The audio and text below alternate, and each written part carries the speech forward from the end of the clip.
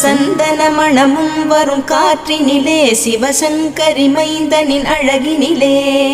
பார்த்து மகிழ்ந்தேனே கண்களிலே அவன் பாதமும் பணிந்தேன் பக்தியிலே குஹா ஷண்முகா உன் பதத்தை துதித்தே உதிக்கின்ற வேதம் மகத்தான மந்திரம் அகம்பொளிருகின்ற சுடர் உந்த நாமம் தரும் இன்பமெல்லாம் கடம்பா கந்தா